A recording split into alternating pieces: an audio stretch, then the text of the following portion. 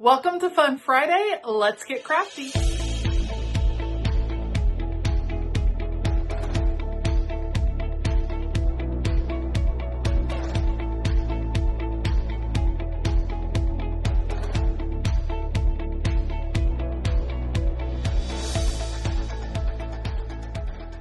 Hey y'all, I'm Elisa, the Scrappy Wife behind ScrappyWife.com, and welcome to Fun Friday. Fun Friday is going to be a series that I am starting every now and then to do a little bit of just fun, random crafting. We're not journaling, we're not planning, we are just making crafts for crafts' sake. So today we're playing with metal dies. I want to start out with a little explanation of what metal dies are, and then we're going to create a fun project. Let's do it. Okay, metal dies. This is one of my binders of metal dies, and metal dies are die cutting tools that basically cut through paper, and you get very intricate, very precise cuts, and people have used them for years. They're very popular, especially in the card making world.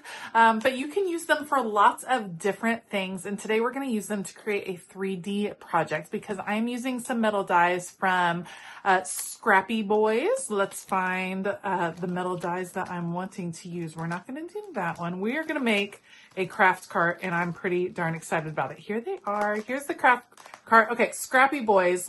Scrappy Boys. I will link them below. They have a lot of 3D metal die things. And what you can do is you cut out all of the pieces. You need the metal dies. You need some plates. I'll show you that. You need a metal die cutting tool machine. They have hand cranked ones. I have one that's electric. I will show you that in a minute.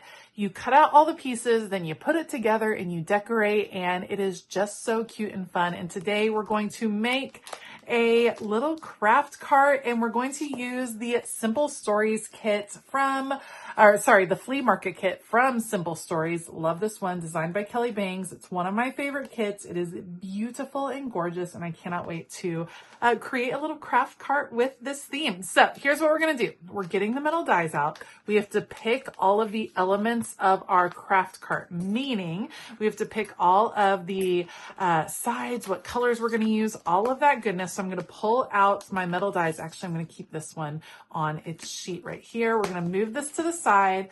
Let's match papers, figure out what we're going to do, and then I will take you over and show you the metal die cutting machine and how it all works, and then we will put it together and decorate. Let's go.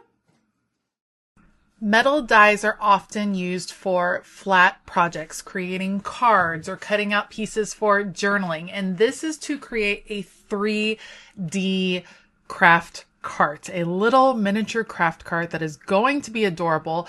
But in order to do that, you have to think through all of the different pieces, everything you're going to need and how it's going to look and how it's going to fit onto the cart and go together. And that can be a little tricky. For me, that was the challenge of starting to work on projects like this at the beginning, because the visualization part of it, you're trying to think ahead, and that can be tricky. Something that helps me out is pre-cutting all the pieces, meaning I know that I need at least 2 of these sides of the cart. I actually end up cutting 4, a little sneak peek, but I decided I needed a little bit more strength in the side. So I'm just pre-cutting the pieces. I lay the metal die down just on the paper, and I'm trimming out the paper around the metal die just to make sure I have the right sizes ready to go through the machine. For me, this is just a more efficient way to get through the project, to make sure that I have everything that I need. It's perfectly fine if you want to cut one piece at a time. I just find that everything gets everywhere. Something about cutting with metal dies, I have never seen my space messier than when I'm cutting things out with metal dies, because there's papers everywhere, there's metal pieces everywhere. Some of them are big, some of them are teeny tiny, and it can be really easy to lose track. So if I plan in advance and kind of trim out, fussy cut these papers just like you see me doing right here, and stack them all up so it's ready to go, that is going to help me out so much in the end. So here are the pieces that I'm cutting. We need the two sides of the cart. Those were the first big pieces that you saw me cut. I need two sides. I'm actually going to use 4 pieces of paper to put those together. Then I need 3 of the trays for the cart. 3 trays, 3 levels, 3 tiers, however you want to call them, 3 of those. Then the smaller pieces that I'm cutting out, all of these rectangles, these are more decorative. They're going to help reinforce the outside and the inside of the cart, add a decorative element. And lastly, we also have wheels. Now, previously, when I have made this project, I just used the basic wheels. This time I'm going to use a little strip that goes between the 2 sets of wheels, and it's so much better. I'm really glad I did it differently this time around, and I'm really glad that Scrappy Boys provided that little extra piece, and you'll see it come together when we start to assemble. Once I have all of my papers chosen, grouped with the metal dies, then we will take it over to the countertop right behind me. That is where I have my die cutting machine, and I will explain to you what I have and how I start to get all of these cut out. Okay, this is my metal die cutting machine. This is a Sizzix Big Shot Switch. This one is an electronic machine, so I don't have to hand crank it, which makes it really easy to use. And then what you need for your machines is usually some sort of what I'm going to call a recipe for different boards. So Sizzix boards tell you what you need. So I'm going to start with the main board, add on a cutting. This is a magnetic mat from scrapbook.com. And then what I can do is I place paper down first, and then I place my metal die right there. That one I can run right now, and then I'm going to go ahead and run this one as well. I'm going to have to do several runs through the machine to get everything cut, but because I have my paper chosen, it's pretty darn easy. So I have it here. I'm going to put the little plastic on top just like this. It is all set, ready to go. For this machine, I just put it in here and push slightly, and it starts. It goes through on its own, which is so great. Getting that all the way through. And then once it has worked its way through, you bring it over, take off the plastic at the top, bring up the die, and this is what you are left with. First of all, I'm going to save these pieces because I think I might be able to use them. So we're going to save those and a little tap. This is one side of the cart that we are going to make, which I'm pretty darn excited about. So we're going to finish cutting all of the different pieces, and then we'll start assembling. Here is one of the drawers. Love that. So cute. Let me save all the different pieces. Let's keep cutting and see what we can create.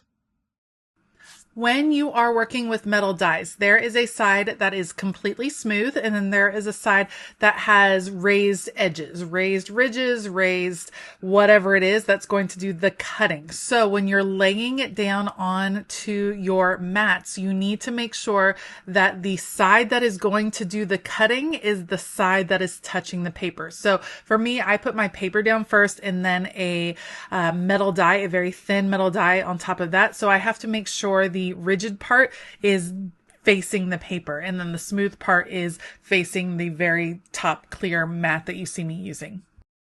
The magnetic mats are wonderful. Last time I really worked with metal dies was years ago, and I don't even think magnetic mats existed. This is genius because it holds those little thin dies in place.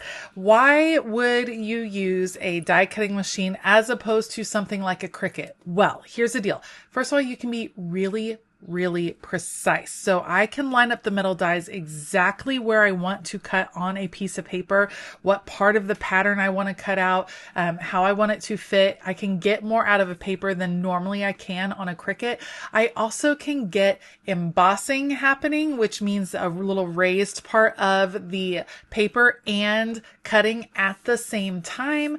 And I find this a little bit speedier. So while it might be more expensive to invest invest in metal dies. I do think that there is a purpose to them. I think it's something that I would love to continue to play with and experiment with. I love this Big Shot switch machine. Mine is from scrapbook.com.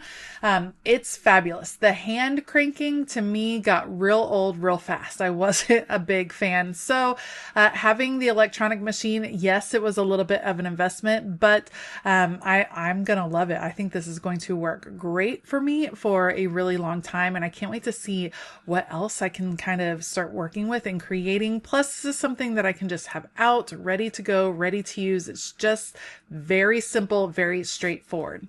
So as I'm cutting out all the pieces, I'm grouping them onto my desk in their groupings so that I know where I want each piece. And then we will eventually go and start to adhere all these pieces together and see what we create. I cannot wait to show you all the ending product. You are going to be obsessed because I'm obsessed and I absolutely love it. Okay, pieces cut and it's time to assemble. I did speed this up a lot. Like I said, I wanted two pieces of cardstock put together for each side of the cart. I did this for a couple of reasons. First of all, to add extra strength so that it wasn't just one thinner piece of cardstock, but two together. Second of all, I didn't like the pattern on the inside of these side pieces, and you will see it. So I just went with a thick white cardstock. Then I am assembling each tray. You can see I'm just using a ruler to really crease these areas that were already embossed or already, what is the word? They were already marked up by the die cutting machine. I'm going to use that. And then I'm using red score tape. You guys are going to laugh at me. I had never used red score tape before I recently went to the Stamp and Scrapbook Expo. You guys, this is like the world's strongest tape. It was so wonderful. So you'll see me use anytime that I think an area might need a little extra reinforcement. I'm using the score tape or the red tape. I'm using that over my typical Tombow adhesive. This is just really, really strong tape. It's a little bit more expensive, which is why I wouldn't want to use it all the time. And it's unnecessary to have it all the time, but it works really well, especially when putting together these little trays. So I'm assembling all three trays. It was a little bit tedious. I think the assembly of some of these things, that's where your brain really has to focus, because it can be really easy to put adhesive in the wrong place. It can be really easy to adhere something incorrectly, and then your 3D production is not going to work. Most of the time when you buy a metal die set that is for something a little bit more complicated like this, you're going to be able to find tutorials online. The company most likely provides tutorials, so make sure to look at those and reference them. This will be the second of these carts that I am making. The first one was a little trickier just because you had to think through all of the different sections and how is this going to adhere to this, and where do I need to double up the cardstock for strength, and where can I just use a single page. It took a hot second. I'm faster the second time around. That's for darn sure. I think this project from beginning to end took me just under an hour. Just under an hour from let's pick out the paper to then I have my craft cart sitting here ready to go. So it's not a super fast craft, but man, was it so fun. All right, so bringing the red score tape in again, I'm going to do 2 strips of it. This comes in different widths as well. I just have one little skinny set. I'm going to add that on the inside of the cart because that is where I'm going to adhere all my trays. I probably could have done a little more work on the trays before I put together the whole cart, but my brain just likes to see the ending product in a way. Like I want to see what it's going to look like, because then that helps me figure out where I need to put the other decorative pieces, if that makes sense. So once those are on, I'm trying to figure out the order that I want all the pieces. Let's go ahead and remove them. Getting this one down. Oh wait, I could probably do, I'm going to do the bottom first because that's going to allow me to line things up a little bit easier.